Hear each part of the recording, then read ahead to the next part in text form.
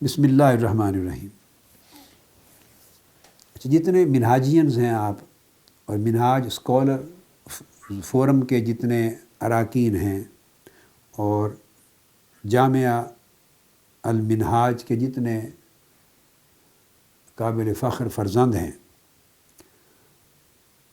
آپ جانتے ہیں کہ یہ جامعہ جو آج سے بگننگ کو اگر دیکھا جائے تو کم و بیش 28 سال پہلے اس کا آغاز کیا تھا اتفاق اکیڈمی کی شکل میں، اور میرا خیال ہے اتفاق اکیڈمی کے دور میں کچھ پڑھنے والے بھی آپ میں بیٹھے ہوں گے۔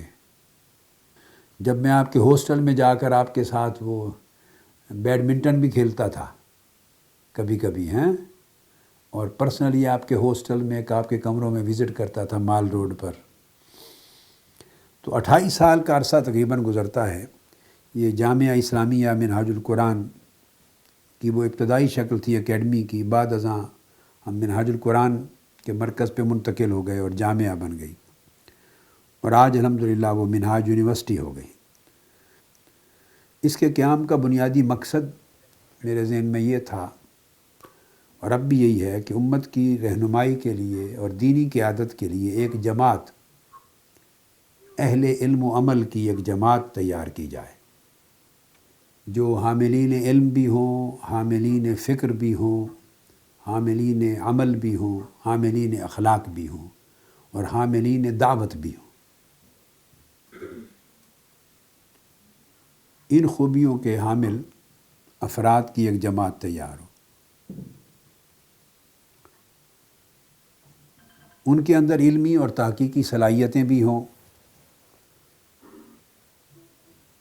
علم اور فکر کے ساتھ، اور اخلاق اور عمل صالح کے ساتھ ان کے کردار بھی بہترین ہوں، اور حاملین دعوت ہونے کے ناطے دین اور امت کی خدمت کا جذبہ بھی ان کے اندر فراواں ہو، اور وہ باقی لوگوں سے جو انہی کے میدان میں ان کے ساتھ، ان کے زمانہ میں ان کے ساتھ کام کر رہے ہیں، وہ بہت سی جہتوں میں ان سے جدا نظر آئیں۔ میرے اس جملے پر آپ ہائی لائٹ کریں، اپنے اخلاق میں، اپنے عمل میں، اپنی استغنا میں، اپنے تقوی میں، اپنے تدین میں، دین کے درد میں، امت کے فکر میں، فہم دین میں، معاملات میں، عبادات میں، اخلاق اور آداب میں وہ دوسروں سے متمیز نظر آئیں، اور دین کی خدمت اور امت کی خدمت اس طریق پر کر سکیں جو میرا منہاج ہے، جس منہاج کو میں نے وضع کیا، دنیا کے سامنے رکھا، ان تمیزات کے ساتھ اس کی خدمت کریں۔ اللہ کا شکر ہے، مجموعی طور پہ جب میں منہاجینز کو دیکھتا ہوں تو خوشی محسوس کرتا ہوں۔ یہ فرشتوں کی جماعت نہیں ہے، نہ ہی ہم ایسی توقع کرتے ہیں۔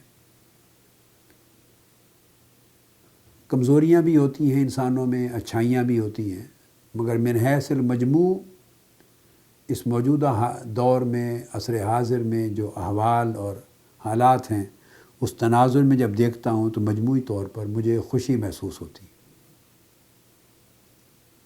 مگر بہت کچھ کرنا باقی ہے۔ آپ سمجھیں، بے پناہ منزلیں باقی ہیں کہ ان مقاصد کو اچیو کرنے کے لیے ابھی بہت کچھ آپ کو کرنا ہے۔ اگر اسی پر قانع ہو گئے اور مطمئن ہو گئے تو پھر خسارہ ہوگا، پھر سمجھیں گے کہ مقاصد اچیو نہیں ہوئے۔ تو آپ ابھی سفر میں ہیں۔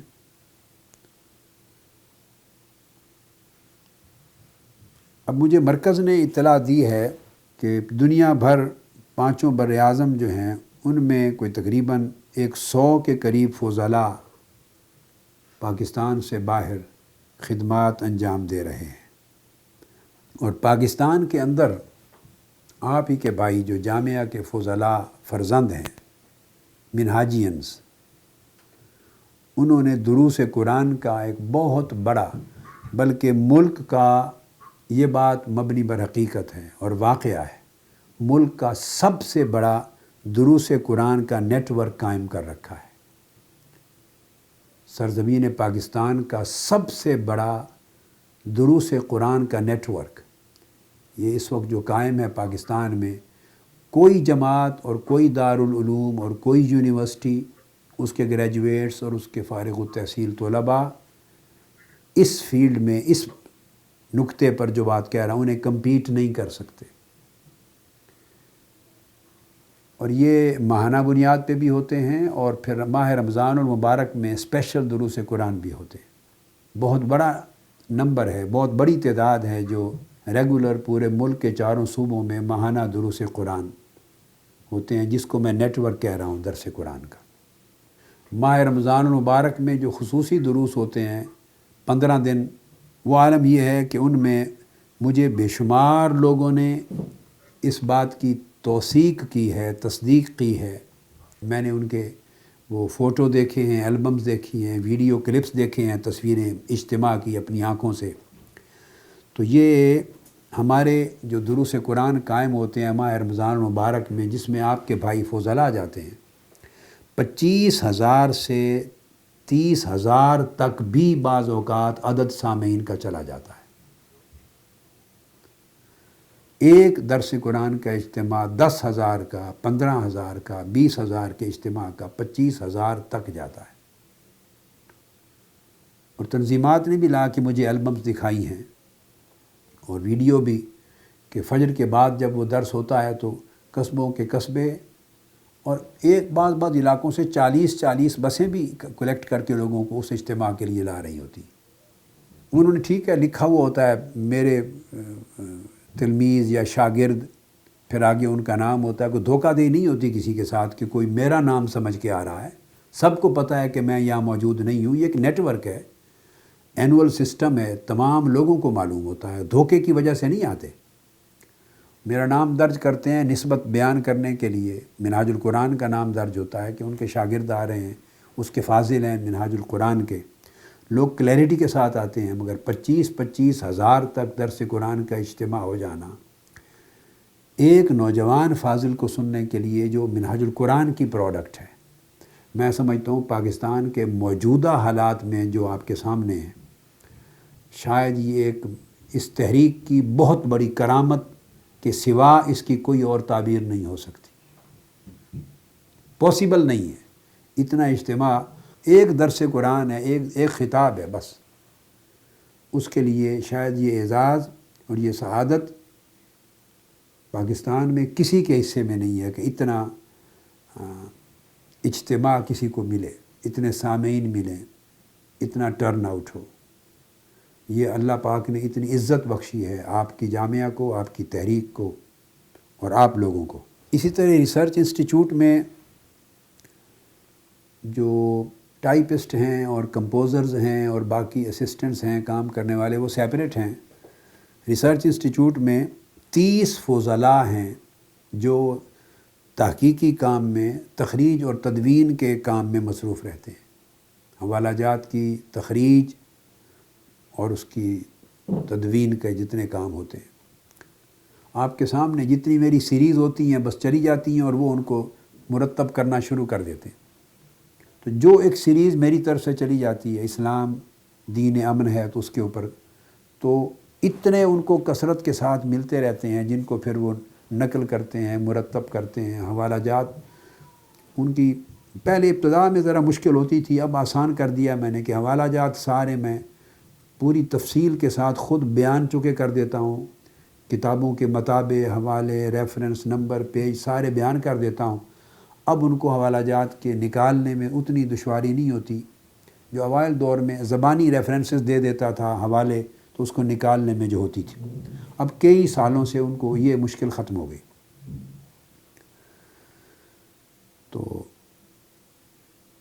پھر اس کے بعد وہی حوالہ جو میں نے دے دیا تو پھر وہ حوالہ ایزی ہو جاتا ہے ایگزیکٹلی، وہ پھر آگ دو چار اور کتابوں سے بھی نکالنے کے لیے، تاکہ نیچے تخریج کا کام آسان ہو جاتا ہے۔ 30 کے قریب اسکالر اس کام پہ ہمہ وقت مصروف رہتے ہیں۔ آپ کو یاد ہوگا اوائل دور میں ایک سوال اٹھتا تھا اور میں صرف اللہ رب العزت کی سنت پر عمل کرتے ہوئے ایک جواب دیتا تھا، انی اعلم ما لا تعلمون۔ وہ سوال اٹھتا تھا کہ یہ منہاج القرآن کا سیکریٹریٹ اور نظامتیں اور پوری تحریک پر دوسرے کارکنان جو فیلڈ سے آتے ہیں ان کی قیادتیں ہیں وہ حاوی ہیں۔ تو یہ تو جو منہاجینز ہیں، یہ سوال ہوتا تھا، آپ کو شاید آپ کو یاد ہوگا، بہت پوچھتے تھے کہ منہاجین تو پڑھانے کے کام تک ہی رہتے ہیں ریسرچ میں، تو وہ تحریک کی قیادت ان کے پاس تو نہیں ہے، کب آئے گی، کتنی پرسنٹیج ہے جو منہاجینز تحریک کو لے کے چل رہے ہیں وغیرہ وغیرہ۔ تو ان کے ذہن میں کنفیوژن رہتا تھا۔ تو میں ان سے کہتا تھا آگے آگے دیکھیے ہوتا ہے کیا، انی اعلم ما لا تعلمون۔ تو آگے آپ چلتے آئیں تو انشاءاللہ ہر چیز آپ کے سامنے آئے گی۔ میں صرف یہ جملہ بولتا تھا، الٹیمیٹلی پوری قیادت آپ ہی کو منتقل ہونی ہے۔ اب آپ دیکھیے کہ جامعہ تو اوور ویلمنگ میجورٹی پرانے سینئر اساتذہ کے علاوہ مور اور لیس باقی سارے منہاجینز اساتذہ ہو گئے۔ تحریک کے مرکز پر، ہیڈ کوارٹر پر نظامت دعوت منہاجینز کے پاس، نظامت تربیت منہاجینز کے پاس، یہ ہیڈ ہیں، اور باقی بھی۔ ایم ای ایس جو سب سے بڑا ہمارا ایک شعبہ ہے، منہاج ایجوکیشن سوسائٹی، وہ منہاجین کے پاس۔ پھر ایڈمنسٹریشن کا ہیڈ بھی سیکریٹریٹ کا منہاجین ہو گیا ہے۔ مجلہ منہاج القرآن بھی منہاجین کے پاس، دختران اسلام بھی منہاجین کے پاس، بین المذاہب تعلقات انٹرفیتھ ہارمنی ڈپارٹمنٹ بھی منہاجین کے پاس، مہمات اور اجتماعات کی نظامت بھی منہاجین اس کا ہیڈ ہے، تحقیقات بھی منہاجین کے پاس ہے، انٹرنیٹ بیورو بھی منہاجین کے پاس، پھر پرنٹنگ پریس جیسا اہم شعبہ اس پر بھی منہاجینز ہیں۔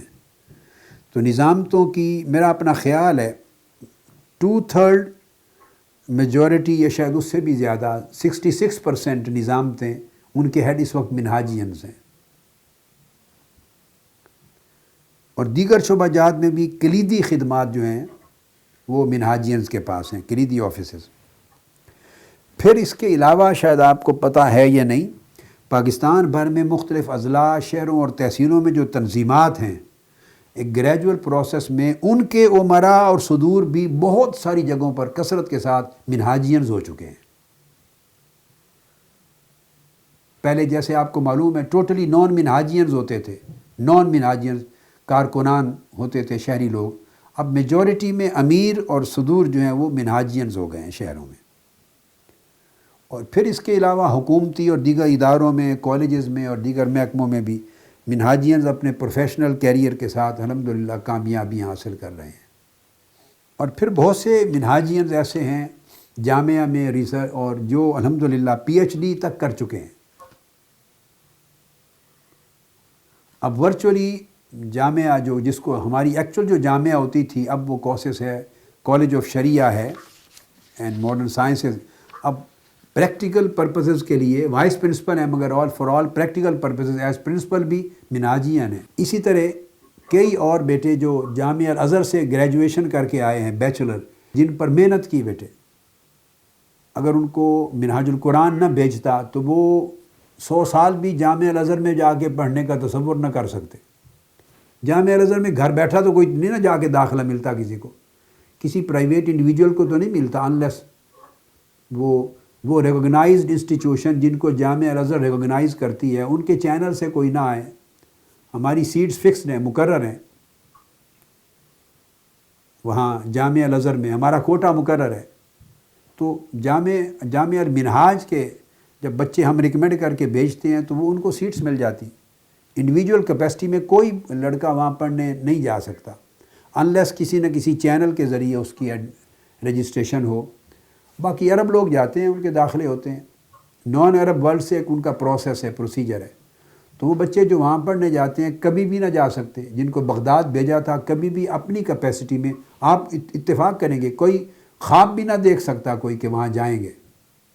تو وہ بچے گئے، ان کو وظیفہ بھی ملتا تھا، پھر چونکہ جن کا ایڈمیشن ہو جاتا ہے ان کو بھی اسکالرشپ بھی دیتے ہیں۔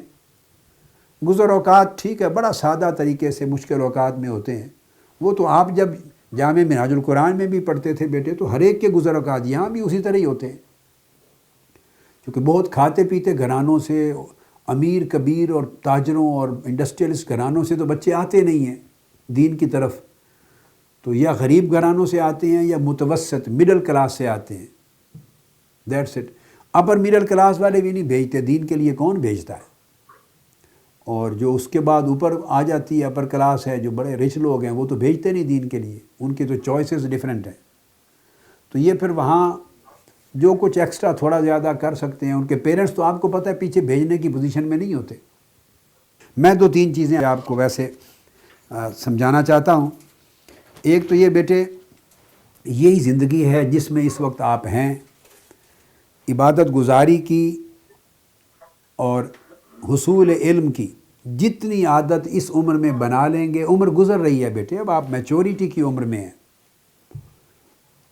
اس وقت عادت بن جائے گی۔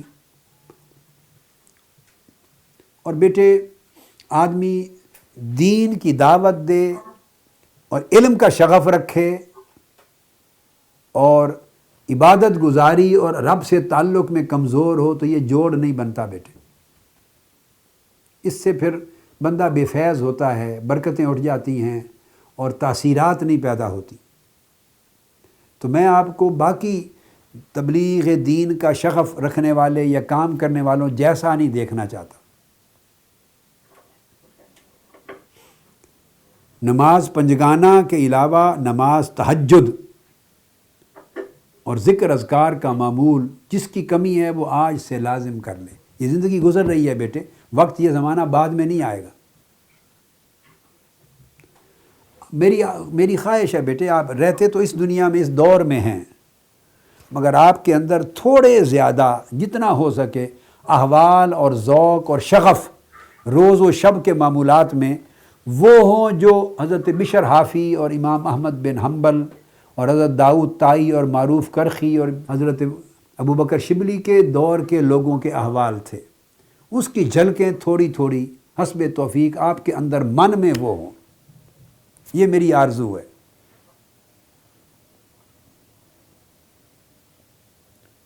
یہی زمانہ ہے بیٹے، اس وقت جتنا ہو سکے کر لیں اور عبادت کو بڑھائیں، رات کی عبادت کو، تہجد کو، نوافل کو، تسبیحات کو، باوضو رہنے کو، نگاہوں کو پاک رکھنا، جسم کو پاک رکھنا، روح کو پاک رکھنا، سوچوں کو پاک رکھنا، ذوق کو اعلیٰ رکھنا۔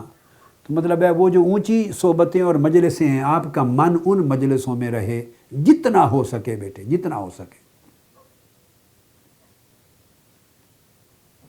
یہ زندگی جب گزر جائے گی پھر اور مشکل ہو جائے گا۔ آلریڈی آپ میچور ہو گئے ہیں بہت عمر میں، تو پھر بیٹے باقی لوگوں میں آپ میں اگر فرق نہ رہا تو پھر کیا کمایا ہم نے؟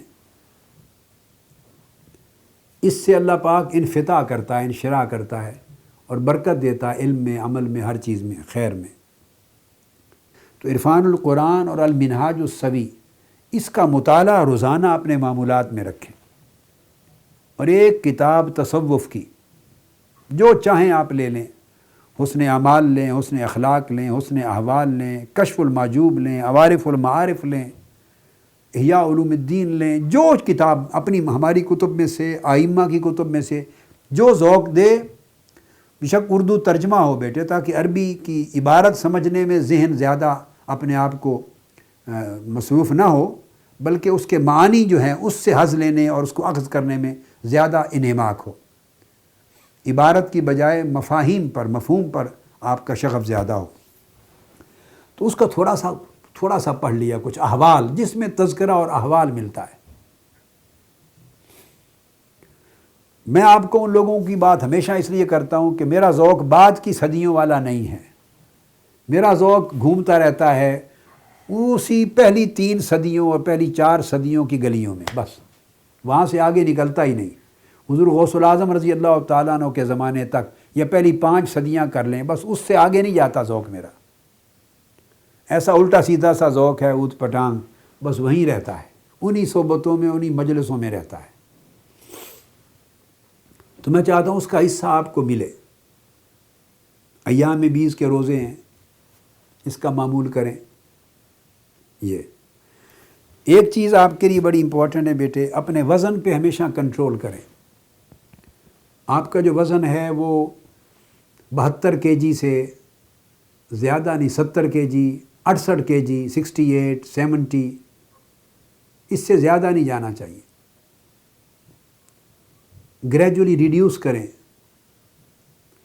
اور ریڈیوس کرنے کا طریقہ ایک جبر ہوتا ہے بیٹے اپنے آپ کے اوپر انسان کرتا ہے کہ یعنی بریانی نہ کھائیں، کبھی سفید چاول کھانے پڑے تھوڑے سے کھا لیں.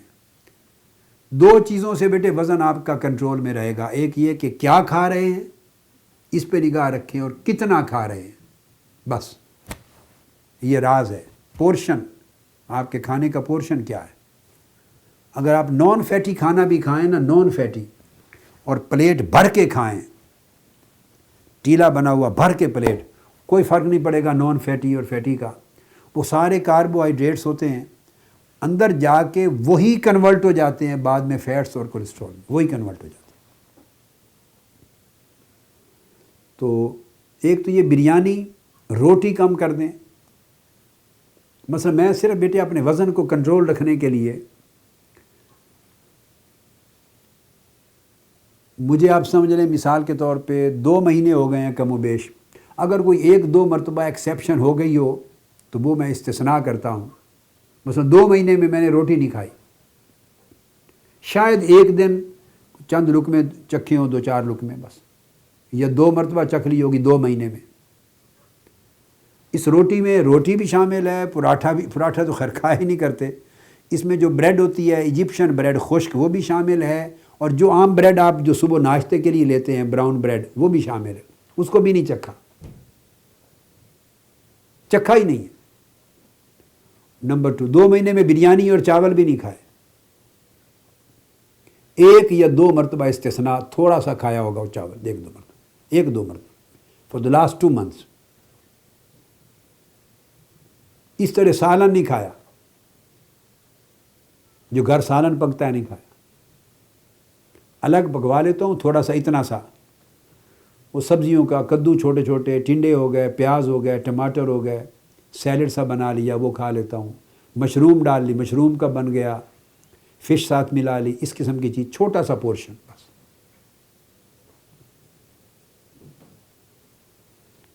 اب صاف ظاہر ہے یہ نفس طلب کرتا ہے کھانے، لذیذ کھانے بنتے ہیں بیٹے، تیل والے کھانے ہوں، گھی والے، اچھی طرح بنے ہوئے، مسالے کے ساتھ سارا کچھ اچھے، نفس طلب کرتا ہے. بس ایک تھوڑا وقت کا کنٹرول ہے آپ لوگوں کے لیے، تو وہ جب کر لیں گے ڈیولپ بیٹے تو عمر بھر کے لیے اس پہ کنٹرول رکھیں گے، ہمیشہ کنٹرول رکھیں گے تو روحانی فائدہ بھی ہوگا. آپ کو پتہ ہی ہے روحانی فائدہ کم کھانے کی برکات کیا ہیں، ہر وقت سنتے ہیں، اور جسمانی اور صحت کے لحاظ سے بھی فائدہ ہوگا. تو اسی طرح بیٹے گوشت کو، یعنی اس کو بوائل کر کے، سٹیم کر کے چکن کھا لیں، بوٹیاں کھا لیں، کچھ سٹیم پر مثالیں لگائیں، خوب ٹیسٹی بنا لیں، کوئی نہیں، تیل وغیرہ میں نہ ہو، بیک نہ ہو، تیل میں نہ ہو. جیسے سوراخ پر جیسے وہ سیخ کباب بناتے ہیں یا بوٹیاں گرل کرتے ہیں، اس طرح کی 2-3 بوٹیاں لے لی. یہ نہیں کہ گریل کی اجازت دی تو پورا مرغا ہی کھا گیا گریل، یہ نہیں. وہ کوانٹم کہ پورشن کیا ہے اس پہ بھی کنٹرول کریں، پورشن پر.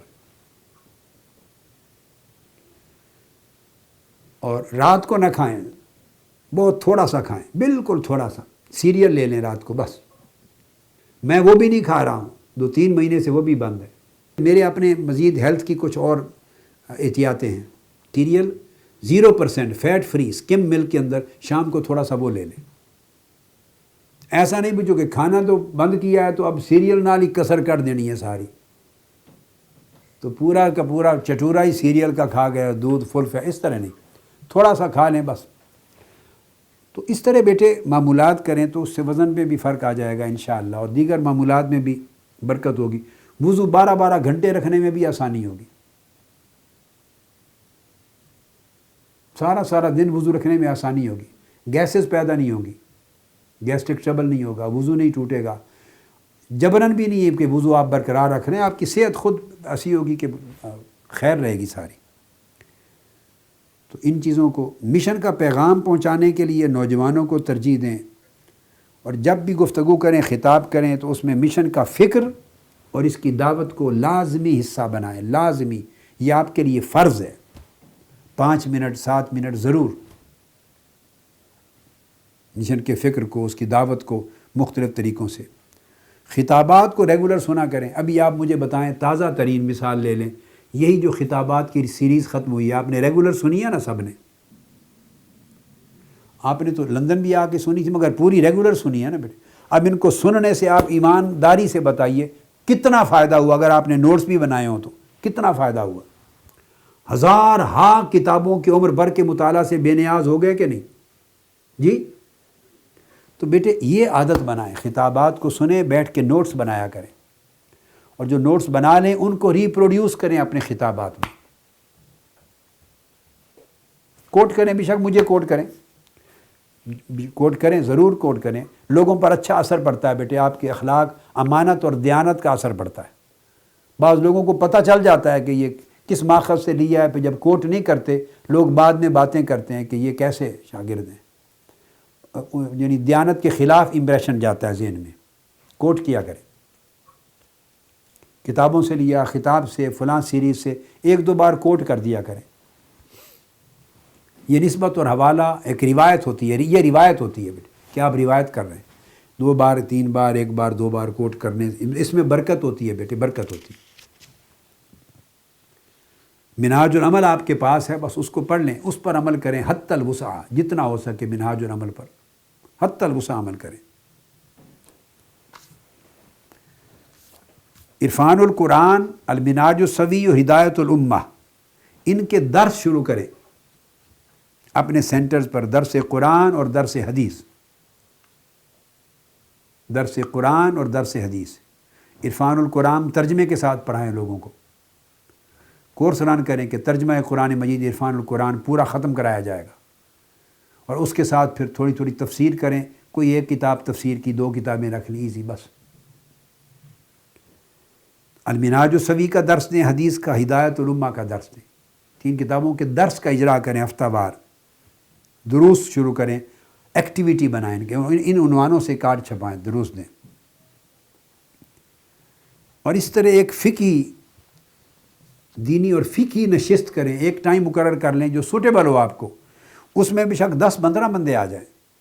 یہ بیٹے ویسٹرن ورلڈ میں نے دیکھا ہے، اور میں ملائیشیا گیا تھا، وہاں دیکھا، ٹرکی میں بھی دیکھا. 4 آدمی بھی بیٹھے ہوئے تھے بعض جگہوں پر. وہ لاؤڈ سپیکر لگا ہوا ہے، گورنمنٹ کے آرڈرز ہیں ان کو، وہ درس دے رہے ہیں. 5 بندے بیٹھے ہیں، درس دے رہے ہیں. کسی جگہ 10 بیٹھے ہیں.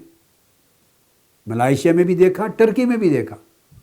ماہ رمضان مبارک کے دن تھے، شاید اس کا معمول ہوگا، ملائیشیا کا عام معمول ہوگا، وہاں تو رمضان شریف شروع نہیں ہوا تھا. تو ایک فقہی نشست قائم کریں، اس میں مغرب کے بعد، عشاء کے بعد، عصر کے بعد، جو ٹائم سوٹ کرے مقامی حالات کے مطابق مشورہ کر کے وہاں بیٹھیں، اور لوگوں کو فقہی اور دینی اور اعتقادی سوالات کا جواب دیں. بس وہ نشست سوال و جواب کی ہو. چند کتابیں رکھیں، اگر کوئی سوال جواب نہیں ہے تو کسی فقہی کتاب میں سے کوئی سبق پڑھا دیا، طہارت سے کیا. اور طہارت کو مطلب ہے کوئی میجر مسائل جو آج کل ریکوائرڈ ہوتے ہیں، پرانے وقتوں کے مسائل کی ضرورت نہیں ہے.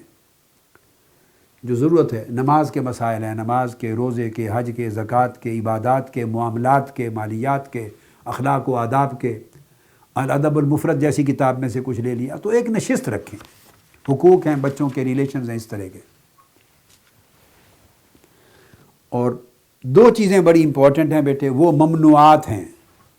محرمات بتا رہا ہوں آپ کے لیے، محرمات ہیں. محرمات تحریکی محرمات. اس میں کچھ حصہ شرعی بھی ہے آٹومیٹیکلی. ایک بیٹے ہمیشہ آپ لوگ خواتین کا جب بھی کوئی پروگرام ہو، اکیلے مت جائیں. خواتین کے پروگرام میں خطاب کرنے، درس دینے کے لیے اکیلے مت جائیں، بین کر رہا ہوں. تنظیم کے کسی سینئر بزرگ ساتھی کو ساتھ لے جائیں، وہ بھی آپ کے ساتھ بیٹھا ہو بس.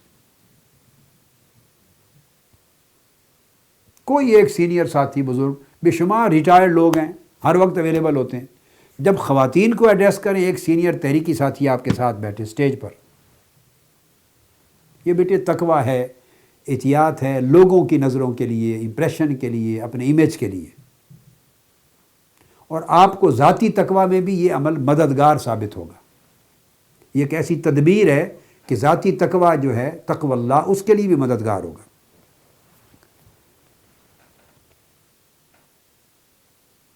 اور جہاں پروگرام ایسے ہیں کہ خواتین بھی ہیں اور مرد بھی ہیں تو وہاں بھی اکیلے نہ جائیں، کسی ایک سینئر ساتھی کو ساتھ لے کر جائیں، اکیلے نہیں جانا، جہاں خواتین سے ایڈریس کرنا ہے اکیلا نہیں جانا۔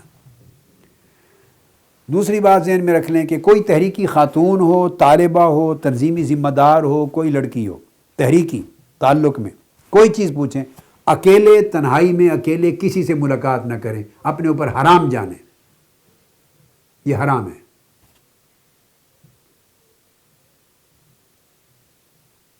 کوئی چیز پوچھنا چاہے تو اپنے وہ ٹائم ایسا بنائیں، کسی کو بلوا لیں، اس ٹائم آئیں، اسٹیٹ اکیلے مت ملیں، خواہ وہ پینڈنگ ہی کرنی پڑے ملاقات، پینڈنگ کر دیں، معذرت کر دیں، اگر کوئی نہیں ملا تو چینج کر دیں ٹائم، کسی سینئر ساتھی کو ساتھ بٹھا کے پھر ملیں۔ اکیلے کسی عورت یا لڑکی سے تحریکی غیر تحریکی اس سے ملنا آپ اپنے لیے حرام کر دیں، خواہ وہ دینی اور شرعی مسئلے کے لیے کیوں نہ پوچھیں، مت ملیں۔ اپنے آپ کو بیٹے آزمائش میں نہ ڈالیں، سادہ سی بات بتا دی، ٹیسٹ میں نہ ڈالیں اپنے آپ کو، اللہ آپ کی ہمیشہ حفاظت فرمائے، ہمیشہ حفاظت فرمائے، مگر ٹیسٹ میں نہ ڈالیں۔ اور تیسری چیز یہ بڑی امپورٹنٹ کہ ایس ایم ایس کے ذریعے اور انٹرنیٹ چیٹنگ وغیرہ یہ کسی خواتین بچیوں سے مت کریں، میسیجنگ نہ کریں، ایس ایم ایس کے ذریعے نہ کریں، انٹرنیٹ کے چیٹ نہ کریں، آپ کے لیے ٹوٹلی بین ہے۔